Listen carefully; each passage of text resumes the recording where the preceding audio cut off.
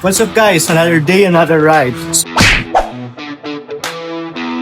So for today's video, pupunta tayo ng Abu Dhabi kasi invite tayo ng Wagyu Station to try their food.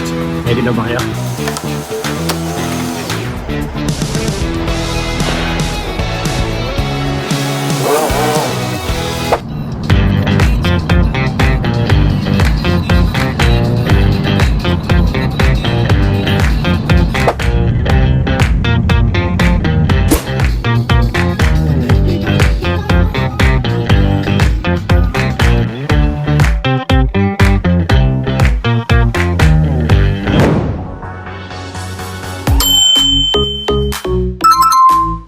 Wagyu Station.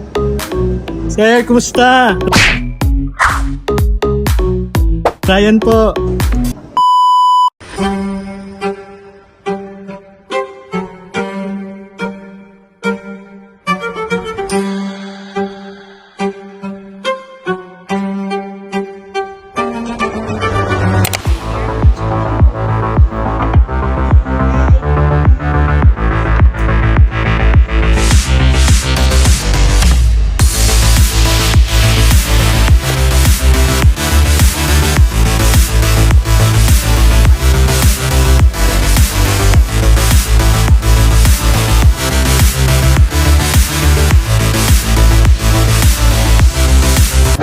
First guys, Chisayaki.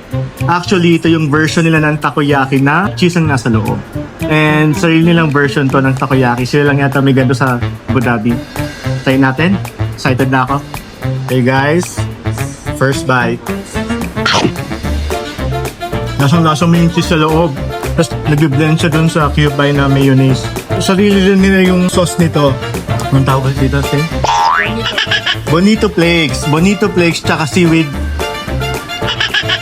yung toppings niya. So, try natin with Bonito Flakes and seaweed toppings.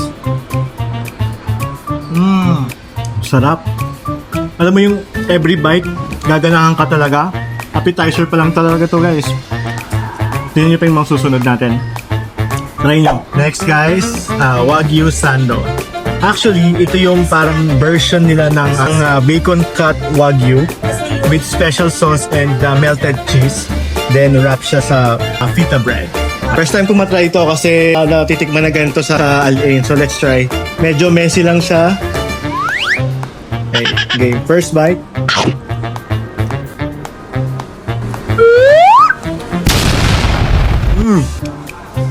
Mga mahihilig sumaanghang, sumislipa yung jalapeno nito. Tsaka malasa yung nila ng sauce dito. Sarap. Tsaka yung cheese sobrang melted. Sarap nito. Parang kung kumain ng shawarma. Guys, Wagyu Smash Burger. Tingnan naman guys. Yung patty pa lang niya talagang literal na in-smash. Actually yung mga social na rest nakikita nyo ni-smash nila yung patty, di ba? Ito kasama yung bread na ni-smash nila. Top with cheese and special sauce. Siyempre may caramelized onion, may veggies like cabbage and tomato. So, siyempre, try natin. Walang katapusang first bite, guys. Tingnan nyo naman, guys. Mutulo-tulo pa. Game. First bite. Parang kumakain sa 5-star restaurant. Tingnan mo naman. Siksik liglig. Busog-lusog talaga. Sabi nila, isa sa mga gusto ng mga Arabic or mga local customers nito kasi nagbe-blend nga yung veggies tsaka yung meat together. 100% Wagyu pa yung meat nila.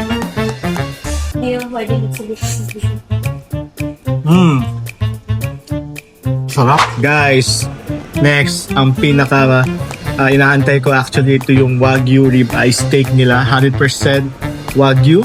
Tingnan nyo naman with the mushroom sauce. Ano nga song sauce ulit? Truffle sauce. Dami nating mga bloopers. So, truffle sauce. And then, sa sides guys, you can choose it's either mixed vegetable or fries. Siyempre, walang katapusang first bite tayo. Grabe, ang lambot naman.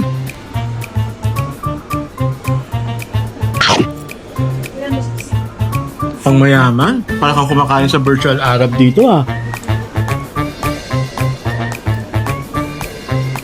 Yung tinapon sauce nila, napaka-creamy niya, na bumagay talaga sa steak. Guys, tingnan nyo naman, namula-mula. Sarap. Try nyo guys. Siyempre guys, sa dami ng kinain natin, kailangan may dessert.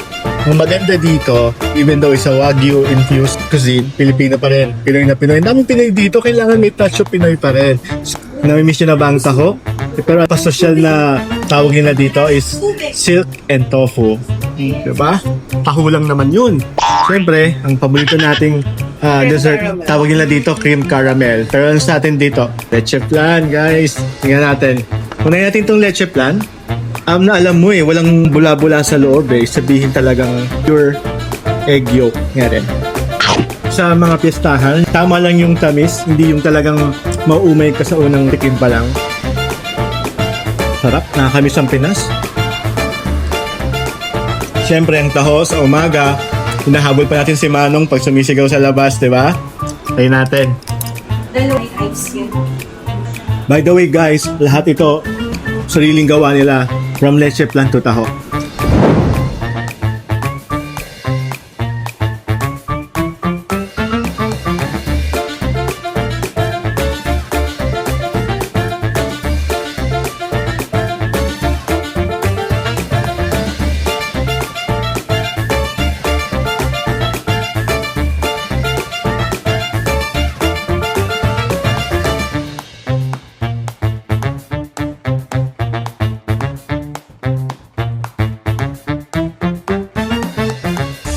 By the way guys, bago tayo matapos, available sila through Karim, Noon, and Deliveroo. And also, you can use your Smile points through Smile application. Okay? And also, syempre, huge shout out kay Shane for inviting us here. Guys, music ko lang to ha. Till the... Plano muna, plano makausap. Lakad pa kalmado pero parang nalulula.